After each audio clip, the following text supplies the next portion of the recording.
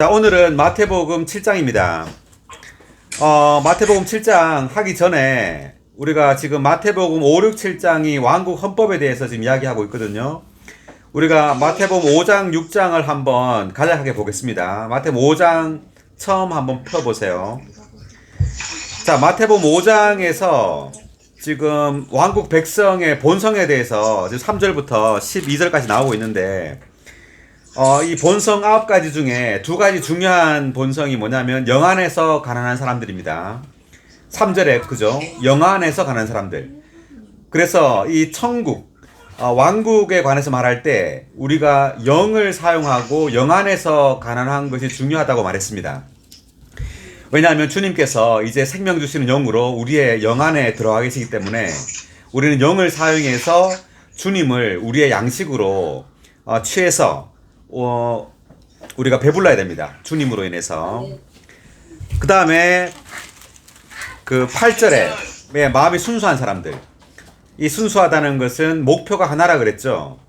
자, 우리의 목표가 단일해야 되는데 오직 하나님만을 우리의 목표로 취해야 된다고 그랬습니다. 하나님만이 우리 인생의 유일한 목표입니다. 그 다음 이제 13절부터 왕국 백성이 주는 영향에 대해서 말하는데 13절에 우리는 땅의 소금이라 그랬습니다. 그죠? 여러분은 땅의 소금입니다. 그 다음 14절에 보면 여러분은 세상의 빛입니다. 예, 소금으로서 우리는 이 땅의 부패한 세균들을 죽이는 역할을 해야 되고 빛으로서 이 어두움을 없애는 그런 역할을 해야 된다고 말했습니다.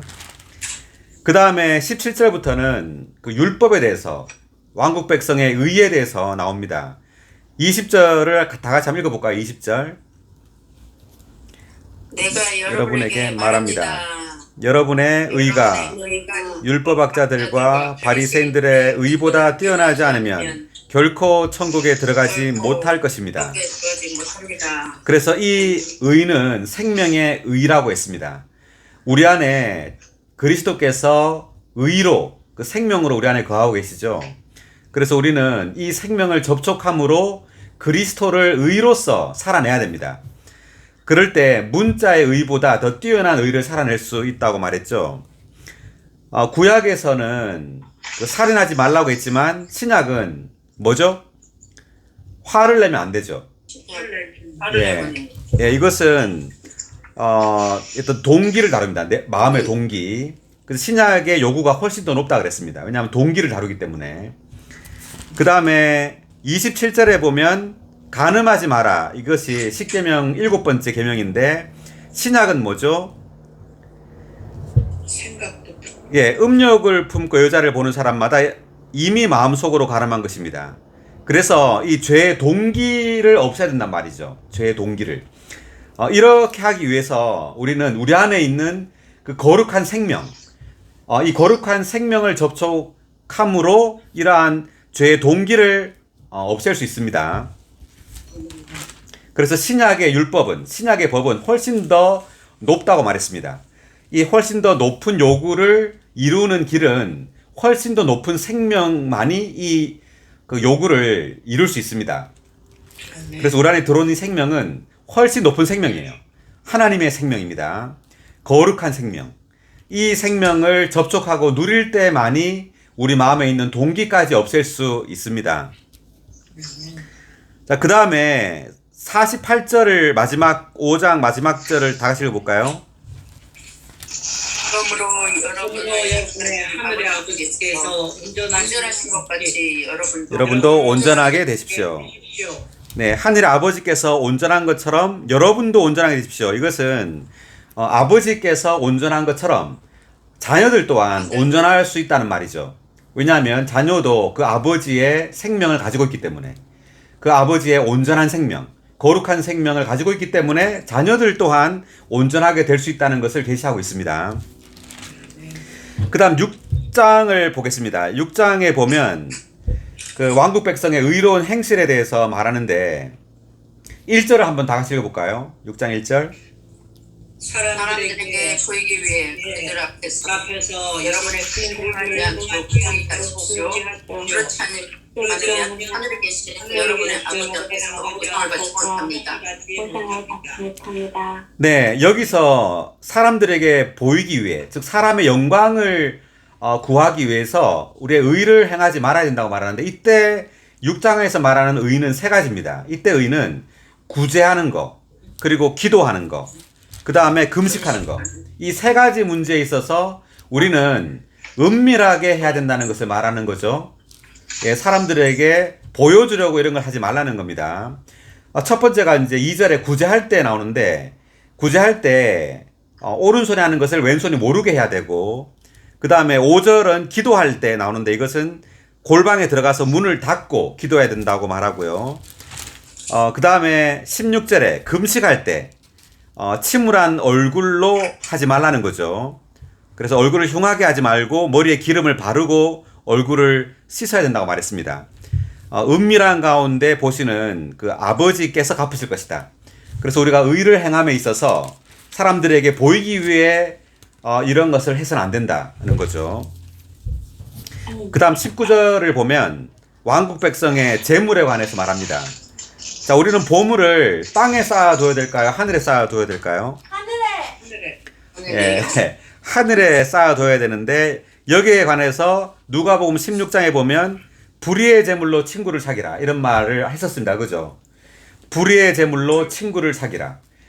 그래서 우리는 이 땅에 있는 이 제물로 사람들을 얻어야 됩니다. 네, 이 땅의 재물을 가지고 우리 또는 우리 가족을 위해서만 쓰는 것이 아니라, 우리의 장래를 위해 쓰는 것이 아니라 친구를 얻기 위해서, 즉 복음을 전하고 또 목양하는데 우리의 재물을 써야 된다고 말했습니다. 아멘. 자, 그리고 33절 같이 읽어볼까요? 다만 여러분은 먼저 그분의 왕국과 그분의 의를 추구하십시오. 그러면 이 모든 것을 여러분에게 더하실 것입니다. 네, 다만 여러분은 먼저 그분의 왕국과 그분의 의를 추구하십시오. 그러면 이 모든 것을 여러분에게 더하실 것입니다. 왕국 백성은 먼저 그분의 왕국, 즉 하나님의 왕국과 하나님의 의를 추구하는 거죠. 그러나 세상 사람들은 무엇을 추구하죠? 31절에 보니까 무엇을 먹을까? 무엇을 마실까? 무엇을 입을까? 자, 이 모든 것들은 이방인들이 간절히 구하는 것이라고 했습니다. 우리는 이것을 구하는 것이 아니라 우리는 그분의 왕국과 의를 먼저 추구해야 됩니다. 자, 오늘 이제 7장 하겠습니다. 마태복음 7장 1절부터 읽겠습니다. 여러분이 판단을 받지 않으려거든 판단하지 마십시오.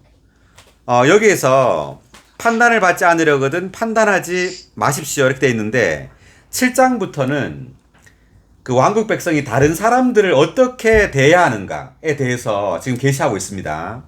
다른 사람들을 대할 때 우리는 판단하지 말라, 이렇게 말했는데, 이 각주를 한번 보겠습니다. 1절에 2번 각주를 읽어주세요. 1절에 2번 각주. 혹은 심판. 왕국 백성은 왕국의 하늘에 속한 다스림 아래에서 겸손한 영으로 삶으로써 다른 사람들을 판단하지 않고 자신을 판단한다. 네, 여기서 겸손한 영으로 삶 돼 있죠. 형광펜입니다. 겸손한 영으로 살아야 된다. 자, 겸손한 영으로 살아야 된다는 것은 우리가 하늘에 속한 다스림 아래 살 때 우리는 다른 사람들을 나보다 더 낮게 여겨야 된다. 즉 다른 사람들을 판단하고 비평하지 말고 여기 자 로마서 14장 3절을 한번 보겠습니다. 로마서 14장 3절.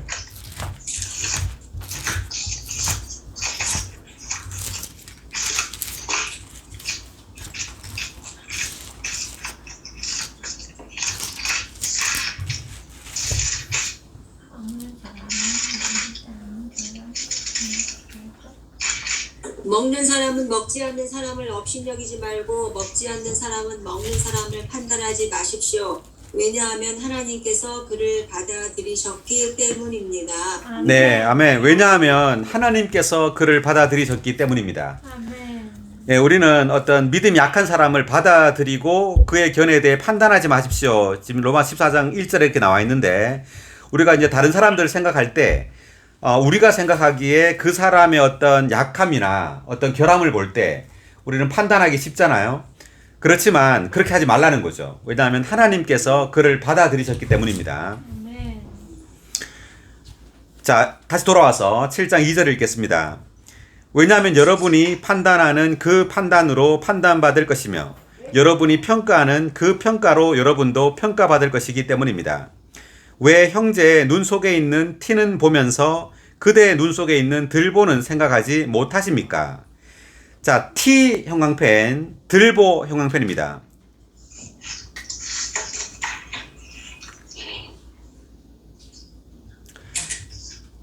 그러니까 다른 사람의 어떤 결점이나 약함은 크게 보이잖아요, 우리가. 근데 자기한테 있는 결함은 작게 보여요. 그래서 우리가 어떤 형제의 그 어떤 작은 것은 보지만, 작은 것은 크게 보이지만, 자기한테 있는 큰 것은 안 보인다는 거죠. 우리는 자기보다 남을 낮게 여기라고 말하는데, 그게 어느 구절에 있냐면, 빌립보서 2장 3절 한번 볼까요? 빌립보서 2장 3절.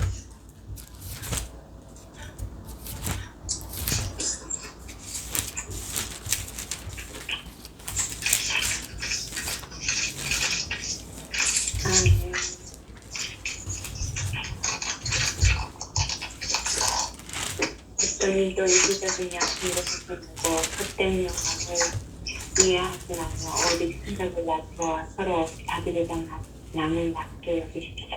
자, 제가 다시 한번 읽어보겠습니다. 어떤 일도 이기적인 야심으로 하지 말고 헛된 영광을 위해 하지 말며 오직 생각을 낮추어 서로 자기보다 남을 낮게 여기십시오. 돼 있죠?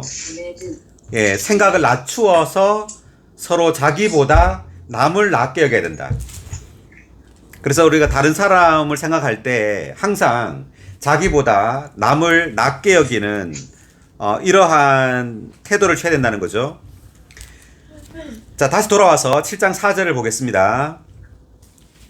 보십시오. 그대의 눈 속에 들보가 있는데 어떻게 그대가 형제에게 내가 형제의 눈 속에 있는 티를 빼내어 주겠습니다 라고 말할 수 있습니까? 위선적인 사람들이여, 먼저 그대의 눈에서 들보를 빼내십시오. 그 후에야 분명히 보고 형제의 눈에서 티를 빼낼 수 있을 것입니다. 그래서 이렇게 다른 사람들의 어떤 약점이나 약함을 잘 보는 사람들, 자, 이런 사람들은 좀 교만한 사람이라고 할 수 있는데, 그 교만한 사람의 특징이 어떤 다른 사람들의 어떤 잘못이나 약점을 잘 이렇게 트집 잡는 사람입니다. 자, 6절, 거룩한 것을 개에게 주지 말며 여러분의 진주를 돼지 앞에 던지지 마십시오. 그것들이 진주를 발로 짓밟고 돌아서서 여러분을 물어 뜯을지도 모릅니다. 자, 여기서 거룩한 것 형광펜, 그리고 진주 형광펜입니다. 즉, 거룩한 것은 하나님께 속한 어떤 객관적인 진리를 말합니다. 그리고 진주는 주관적인 체험이에요. 6절의 1번 각주를 읽어보겠습니다. 거룩한 것은 하나님께 속한 객관적인 진리를 가리키고 여러분의 진주는 우리의 주관적인 체험들을 가리키는 것이 분명하다. 아멘. 네. 어떤 진리와 어떤 체험이죠. 근데 이것을 개에게 주지 말고 돼지 앞에 던지지 말라 그랬는데, 이 개는 어떤 종교적인 사람들을 의미합니다. 빌립보서 3장 2절을 한번 찾아보겠습니다. 빌립보서 3장 2절.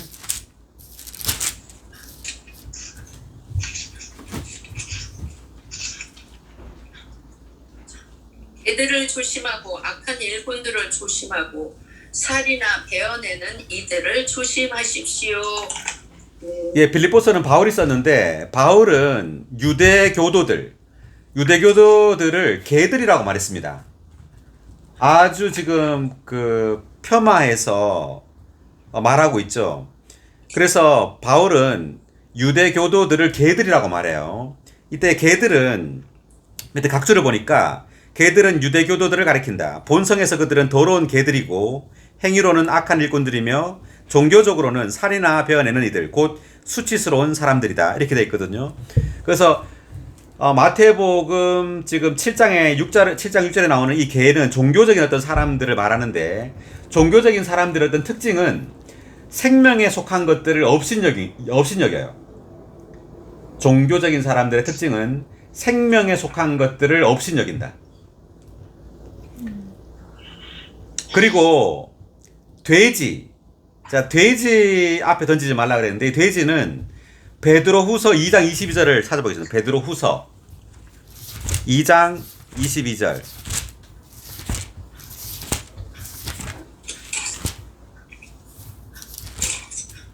제가 읽어보겠습니다. 베드로후서 2장 22절. 개는 자기가 토한 것을 다시 돌아가 먹고 돼지는 씻겨주어도 다시 진창 속에서 뒹군다 라고 하는 속담이 참으로 그들에게 이루어진 것입니다. 자, 이때 베드로후서는 지금 여기서 말한 것은 거짓 교사들에 대해서 지금 말하는 겁니다. 그러니까 거짓 교사들, 즉 하나님의 어떤 참된 진리가 아닌 다른 것들을 가르치는 사람들에 대해서 베드로가 지금 말하고 있는데, 자, 개는 자기가 토한 것을 다시 먹는 거죠. 돼지는 씻겨줘도 진창에 뒹군다 이렇게 말했는데, 그리고 개는 어떤 내적으로 더러운 것을 말합니다. 먹는 거니까. 돼지는 바깥에 씻겨줘도 진창에 뒹군다니까 외적으로 더러운 것을 말해요. 그러니까 개나 돼지나 내적으로나 외적으로나 다 더러운 거예요. 어떤 죄나 이런 세상으로 인해서 내적으로도 더럽고 외적으로도 더럽혀진 사람들입니다. 자, 근데 이런 사람들에게 객관적인 진리든 주관적인 체험이든 주지 말라는 거죠. 아멘. 그래서 우리가 다른 사람들을 지금 대할 때, 우리가 어떤 뭐 진리를 보거나 어떤 빛을 받을 때 이것을 우리가 흥분된 어떤 감정을 가지고 사람들에게 막 말할 수가 있잖아요. 근데 그렇게 하지 말라는 거죠. 그 사람들이 받을 수 있는 어떤 역량과 태도가 되는가를 판단해서 말해야 된다는 뜻입니다. 아멘. 우리가 말함에 있어서 어떤 특별히 진리를 말함에 있어서 그 사람이 내가 이렇게 체험하고 누린 진리, 어떤 체험을 말할 때 이 사람이 나의 말을 받을 수 있는 역량이 있는지, 이것을 아니면 업신여기는지, 이런 것들에 따라서 말을 해야 된단 말입니다. 아멘. 자, 계속 7절 읽겠습니다. 구하십시오. 그러면 여러분에게 주실 것입니다. 찾으십시오. 그러면 여러분이 찾아낼 것입니다. 문을 두드리십시오. 그러면 여러분에게 열어주실 것입니다. 자, 여기서 구하십시오 형광펜, 찾으십시오 형광펜, 문을 두드리십시오 형광펜입니다. 자, 구하다는 영어로 ask고요. 찾다는 seek입니다. seek, S-E-K. 그 다음 문을 두드리다는 knock, 두드리는 건 knock 하는 거예요. knock. 자, 이것은 점점 가까이 간절하게 원하는 겁니다. 그러니까 구하다는 것은 일반적으로 구하는 거고요. 찾는 것은 간절하게 찾는 거고, 문을 두드리는 것은 아주 적극적으로 추구하는 거예요. 아주 가까이. 특별히 지금 이 말이 여기에 써 있다는 것은 우리가 다른 사람들을 어떻게 대해야 하는지를 주님께 구하고 찾고 두드려야 된다는 뜻입니다. 우리가 다른 사람들을 대할 때 지혜롭게 다른 사람들을 대할 수 있어야 된다는 거죠. 그러니까 교회 생활을 함에 있어서 우리가 성도들을 대할 때나 아니면 세상 사람들을 대할 때 이러한 것이 필요하다는 거예요. 그래서 여기에 대한 예가 뭐냐면, 솔로몬이 하나님께 구한 것이 뭐냐면 부나 어떤 자기의 수명을 연장해 달라고 구한 게 아니라 다른 사람들을 다스릴 수 있도록 지혜를 달라 그랬거든요. 예, 그래서 우리도 다른 사람들을 지혜롭게 대할 수 있도록 이렇게 주님께 이러한 지혜를 달라고 주님께 구할 필요가 있다는 것을 의미합니다. 아멘. 그래서 우리가 왕국 백성으로서 굉장히 중요해요. 다른 사람들을 대하는 것. 그 다음 8절입니다. 왜냐하면 구하는 사람마다 얻을 것이고 찾는 사람이 찾아낼 것이고 두드리는 사람에게 열어주실 것이기 때문입니다. 아멘. 자, 이것은 적극적으로 그렇게 해야 된단 말입니다. 어떤 소극적으로 우리가 하는 게 아니라 적극적으로 주님께 구하고 적극적으로 또 능동적으로 주님께 이러한 것을 주님께 나아가야 된다는 뜻입니다. 9절, 또 여러분 중에 어떤 사람이 자기 아들이 떡을 달라는데 돌을 주겠으며 생선을 달라는데 뱀을 주겠습니까? 여러분이 악할지라도 좋은 선물을 자녀에게 줄 줄 아는데 하물며 하늘에 계신 여러분의 아버지께서 자기에게 구하는 사람들에게 좋은 것들을 주지 않으시겠습니까? 좋은 것들 형광펜입니다. 자, 이때 좋은 것들은 누가복음 11장 13절에 지금 똑같은 게 나오는데 누가복음 11장 13절에는 성령으로 돼 있어요. 이게 여기는 좋은 것들로 돼 있지만 누가복음 11장 13절에는 성령을 주지 않으시겠습니까? 로 돼 있습니다. 그러니까 우리가 주님께 이렇게 구하고 찾고 두드릴 때 주님은 우리에게 성령을 주신다는 거예요. 아멘. 성령을 주셔서 우리에게 사람들을 어떻게 대해야 할지를 알 수 있는 지혜를 준다는 거죠. 아멘. 그래서 우리가 성령에 의해서 지혜를 얻을 때 그 답이 12절에 있는데 그 답이 뭐냐면 그러므로 무엇이든지 다 같이 읽을까요? 여러분을 위하여 해 주기를 남들에게 바라는 대로 여러분도 그들에게 그렇게 해 주십시오. 이것이 율법이며 신원서입니다. 여러분을 위하여 해 주기를 남들에게 바라는 대로 여러분도 그들에게 그렇게 해 주십시오. 자, 이것이 간단한 말 같은데 우리가 성령에 의해서 이러한 빛과 지혜가 오지 않으면 이렇게 못해요.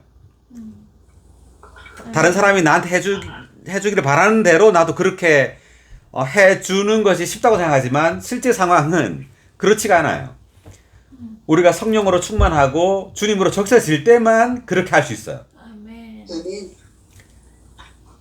그래서 우리는 주님께 기도하고 주님으로 적셔져서 성령으로 적셔질 때 우리는 이렇게 남들이 나에게 해주기를 바라는 대로 다른 사람들을 이렇게 대할 수가 있게 됩니다. 아멘. 그래서 성령이 중요하죠. 성령으로 채워지고 적셔지는 거.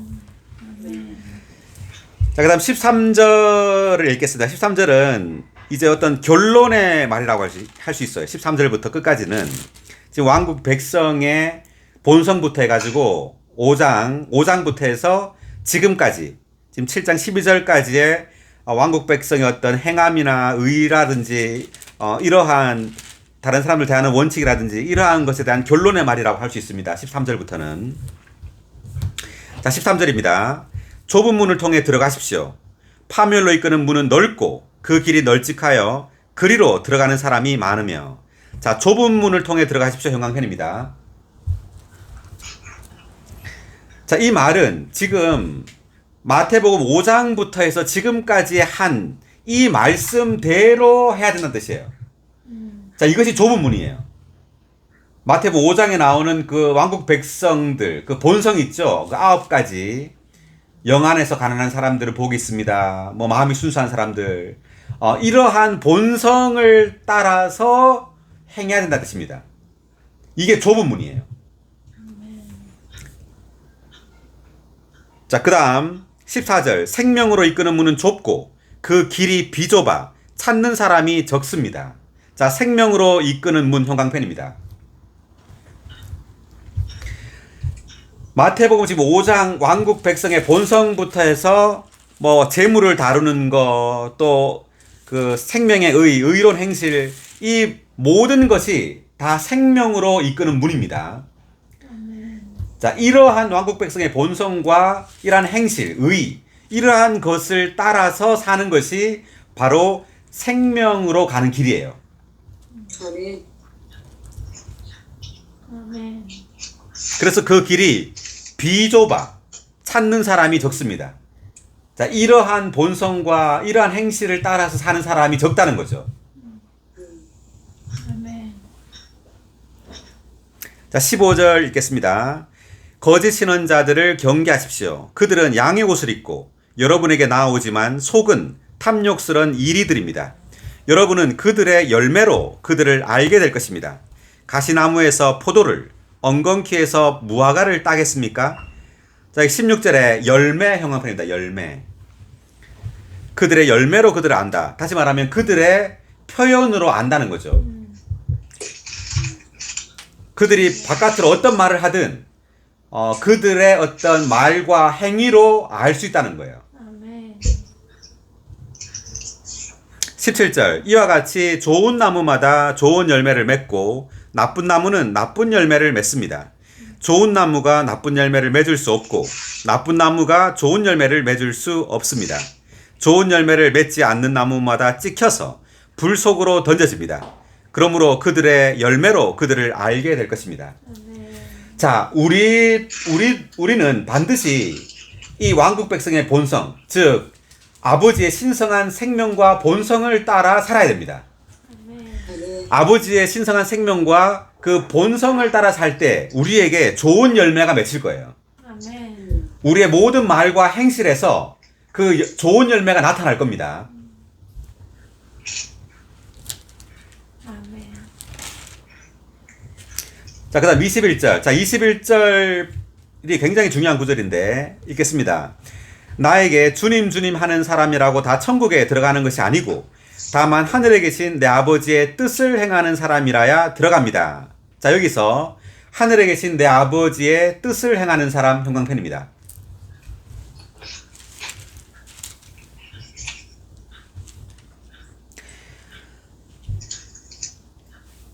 아버지의 뜻을 행하는 사람은 지금 마태복음 5장부터 나온 이 왕국 백성의 본성과 그 의로운 행실과 재물과 사람들을 대하는 것과 이 모든 것을 따라 행하는 사람들이에요.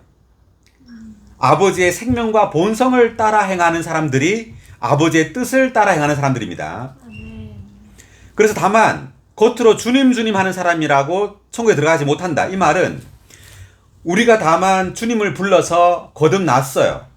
거듭났지만 천국에 못 들어간다는 얘기죠. 거듭남으로만은 못 들어간다. 그럼 어떻게 들어갈 수 있느냐? 반드시 아버지의 뜻을 행해야 돼요. 자, 이 아버지의 뜻은 마태복음 5장부터 이때까지 나온 지금 천국 헌법을 따라 사는 사람입니다. 자, 그리고 또 구체적으로는 이 아버지의 뜻은 교회를 건축하는 겁니다. 아멘. 마태복음 16장 18절을 보겠습니다.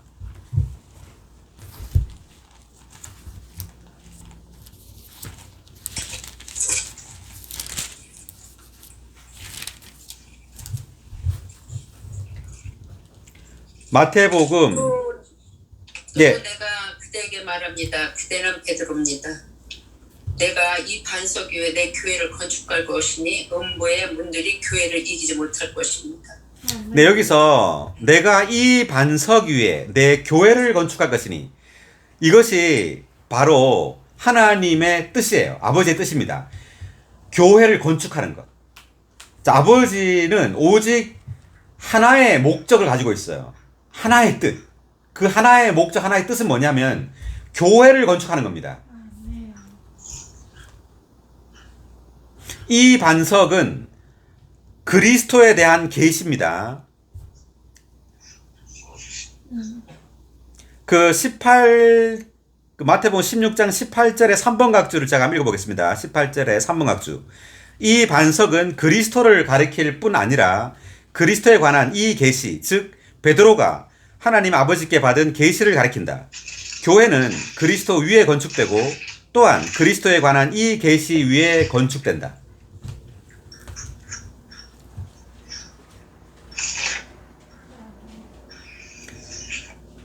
교회는 그리스도의 계시 위에 건축돼요.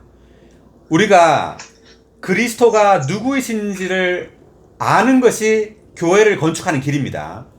그렇기 때문에 우리는 매일매일 그리스도를 알고 체험해야 됩니다. 그리스도를 알고 체험하지 않으면 교회를 건축할 수 없어요.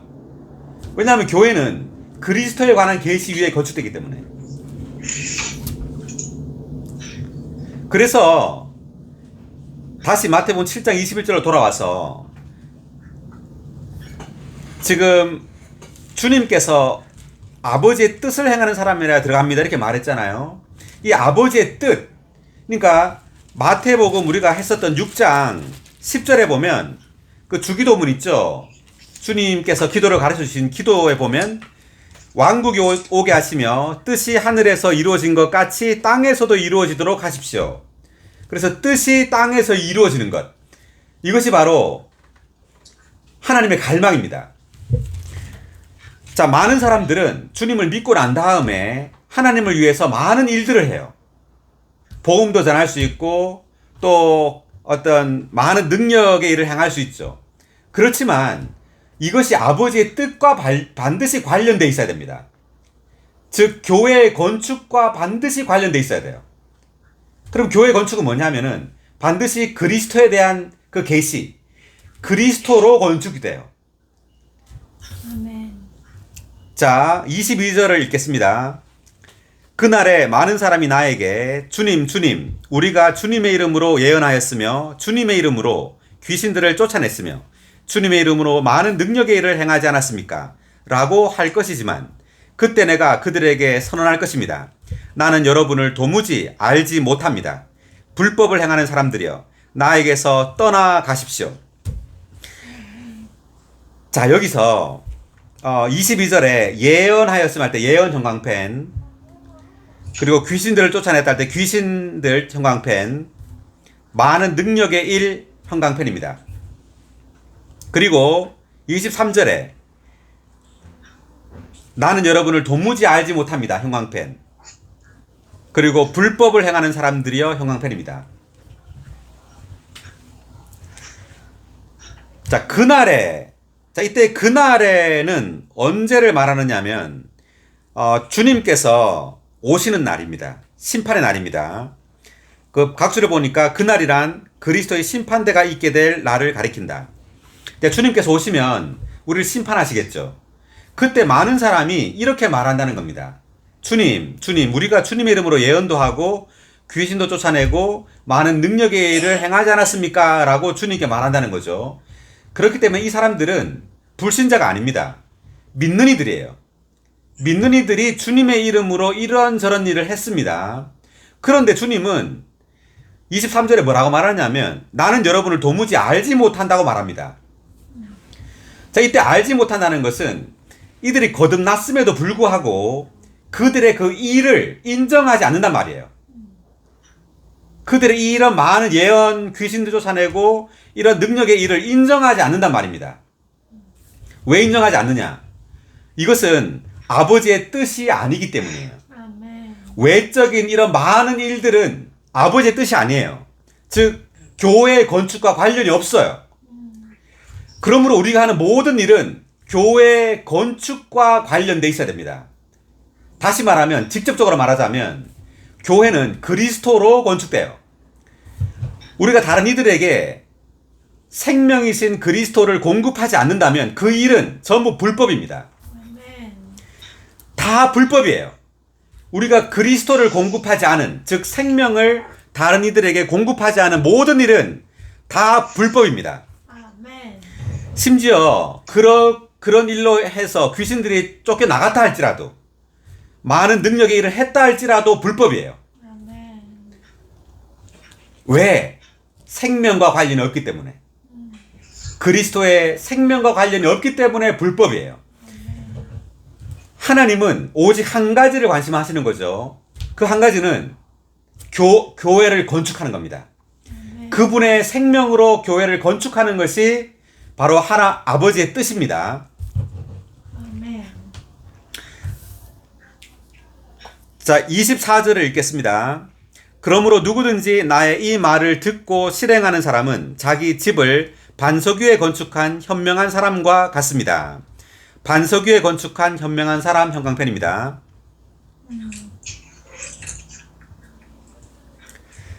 자, 이 반석 위에 건축한 현명한 사람은 21절에 나온 하늘에 계신 내 아버지의 뜻을 행하는 사람이죠. 아멘. 아버지의 뜻을 우리는 반드시 알아야 됩니다. 다만 지식으로 알면 아무 소용이 없어요. 물론 먼저는 지식으로 알아야 되죠. 그렇지만 이것이 내적으로 내 안에서 계시를 통해서, 이상을 통해 알아야 됩니다. 아멘. 이상을 통해서 이 아버지의 뜻이 나에게 더 분명해지면 분명해질수록 나는 생명을 관심하게 돼요. 많은 외적인 일을 관심하지 않게 됩니다. 아버지의 뜻이 분명해질수록 우리는 생명에 초점을 두게 됩니다. 그럴 때 우리는 흔들리지 않는, 무너지지 않는 반석 위에 교회를 건축할 수 있습니다. 아멘. 그 다음 25절. 비가 쏟아지고 큰 물이 밀어닥치고 바람이 몰아쳐서 그 집에 부딪혔으나 무너지지 않은 것은 기초를 반석 위에 놓았기 때문입니다. 아멘. 자, 비 형광펜, 큰 물 형광펜, 바람 형광펜.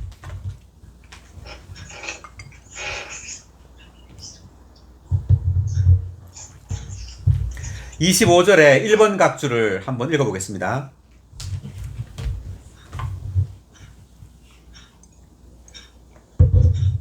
하늘에서 쏟아지는 비는 하나님께 속한 것이고 큰 물은 땅에서 밀어닥치는 것으로 사람에게 속한 것이며 공중에서 몰아치는 바람은 사탄에게 속한 것이다. 이 모든 것이 왕국 백성의 생활과 일을 시험할 것이다. 네. 자, 비는 하나님에게서 오는 시험입니다. 하늘에서 내리니까 비가. 그 다음에 큰 물은 땅에서 오는 사람에게 속한 시험이에요. 사람으로부터 하나님은 우리를 시험해요. 사람을 통해서. 그 다음에 공중은 악한 영들, 사탄에게서 오는 시험입니다. 하나님은 이 세 가지를 통해 우리를 시험할 거예요. 우리가 하는 일이 생명에 속한 것인지, 아버지의 뜻인지, 아니면 생명에 속한 것이 아닌 이 땅에 속한 천연적인 생명으로 한 것인지, 이것을 시험하기 위해서 하나님은 우리에게 이런 고난과 환경을 주실 거예요. 아멘. 이런 환경을 통해서 우리는 생명이 아닌 것들을 분별할 수 있게 됩니다. 아멘. 그 다음 26절. 누구든지 나의 이 말을 듣고 실행하지 않는 사람은 자기 집을 모래 위에 건축한 어리석은 사람과 같습니다.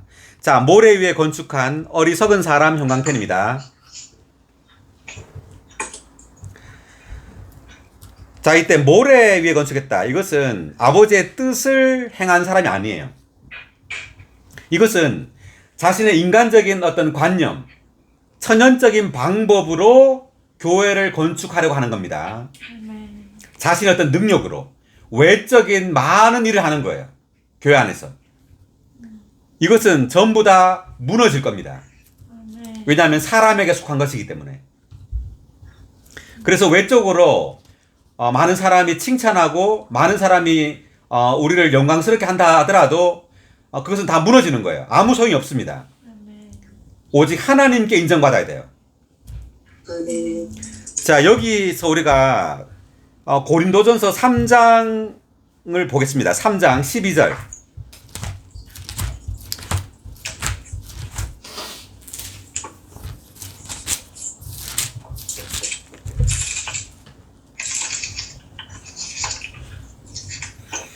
자, 3장 10. 이 기초 위에 금이나 은이나 보석이나 나무나 풀이나 짚으로 건축하면 자, 금이나 은이나 보석 형광펜, 나무나 풀이나 집 형광펜입니다.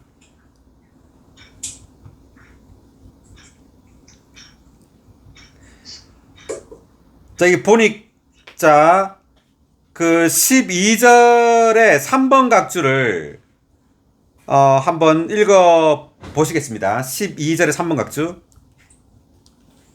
나무나 풀이나 짚은 민너리들의 타고난 배경, 예를 들면 유대교나 다른 종교들, 철학이나 문화에서 나오는 지식과 깨달음과 성취한 일들과 타고난 주로 혼안에 있고 타고난 생명에 속한 생활 방식을 상징한다. 금과 대조되는 나무는 타고난 사람의 본성을 상징하고 은과 대조되는 풀은 그리스도로 말미암은 구속을 받지 못하고 거듭나지 않은 타락한 사람, 곧 육체의 사람을 상징한다. 보석과 대조되는 짚은 땅에 속한 근원에서 비롯되어 성령을 통한 변화가 없는 일과 생활을 상징한다.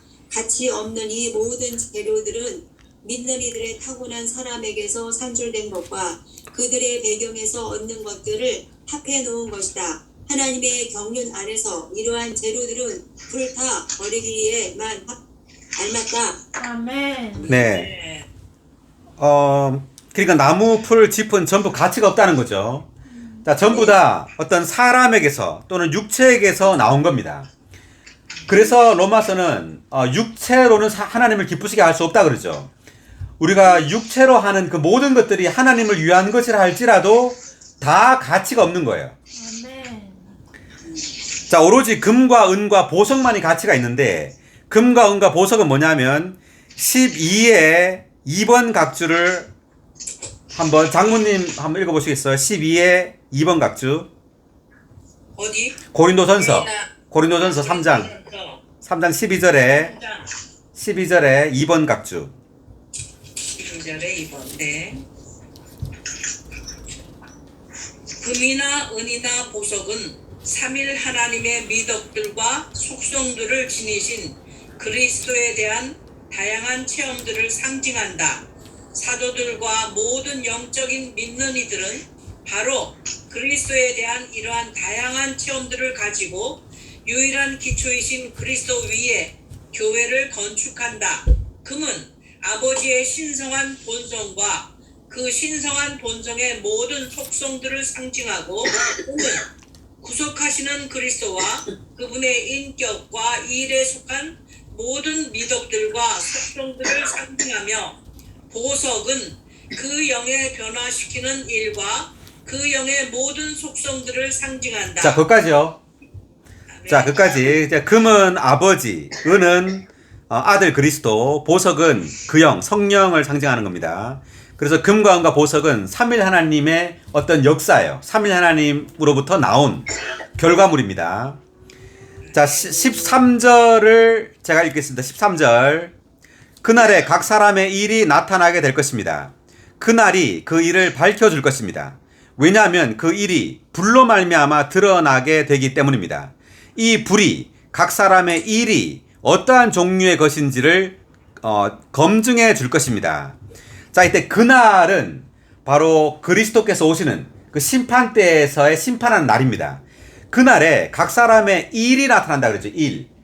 그러니까 모든 그리스도인들이 주를 위하여 한 일이에요. 그 일이 이렇게 금과 은과 보석으로 된 일인지 아니면 나무나 풀이나 짚으로 된 일인지를 불로 태운다는 거죠. 그래서 불을 태워서 이 태워지면은 손상을 받을 겁니다. 근데 태워지지 않고 남는다. 금과 은과 보석이다. 그러면 보상을 받게 됩니다. 14절. 그 기초 위에 건축한 일이 남아있는 사람은 보상을 받을 것이고 그 일이 불타버린 사람은 손실을 입게 될 것입니다. 그러나 그 사람 자신은 구원을 받지만 불을 통과하여 받는 것과 같을 것입니다. 네, 그 사람은 구원을 받는 거죠. 왜냐하면 거듭났기 때문에. 거듭나서 구원을 받지만 그 사람의 일이 잘못되었기 때문에 하나님은 이 사람으로 하여금 어떤 손실을 입게 한다는 겁니다. 자, 다시 마태복음 돌아오겠습니다. 마태복음 7장. 자, 그래서 마태복음 7장에서 지금 7장 21절에 아버지의 그 뜻과 부합하지 않는 그 모든 것들은 다 모래 위에 건축한 것입니다. 아멘. 우리는 아버지의 뜻과 부합하는, 즉 아버지의 뜻과 부합하는 것은 아버지의 생명과 본성을 통해 한 일만 아버지의 뜻에 부합하는 거예요. 아멘. 그래서 우리가 교회 생활을 함에 있어서 생명을 알지 못하면, 생명을 분별하지 못하면 우리는 이렇게 손실을 입게 됩니다. 아멘. 27절.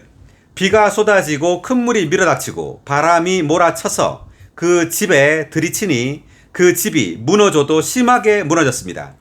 예수님께서 이러한 말씀을 마치시자 무리가 그분의 가르침에 크게 놀랐다. 왜냐하면 예수님께서 율법학자들과는 달리 권위 있는 분으로서 가르치셨기 때문이다. 자, 여기서 권위 있는 분 형광펜입니다. 자, 이것은 그분의 말씀에 권위가 있었다는 말인데, 왜냐하면 이 권위는 생명의 권위입니다. 아멘. 생명으로부터 나온 권위예요. 그러니까 주님의 말씀은 생명의 말씀입니다. 다만 말은 어떤 지식의 나열이 아니라 그분의 말에는 생명이 가득하고요. 우리를 생명으로 이끌어요. 아멘. 그래서 율법학자들은 외적인 어떤 문자를 가르쳤다면 주님은 내적인 생명을 가르쳤어요. 아멘. 그렇기 때문에 권위가 있는 겁니다. 자, 우리가 다른 이들에게 복음을 전하거나 목양을 할 때 반드시 우리의 말에는 권위가 있어야 돼요.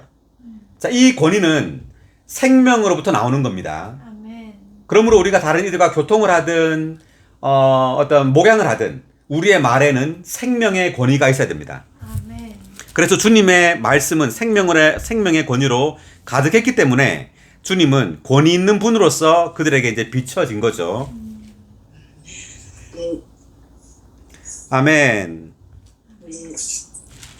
자, 그래서 우리 마태복음 5, 6, 7장이 바로 왕국 백성의 헌법이에요. 그래서 이 5장, 6장, 그 7장을 따라서 우리가 산다면 우리는 왕국 백성이 되는 겁니다. 아멘. 자, 오늘은 여기까지 하겠습니다. 마태복음 7장을 마치겠습니다.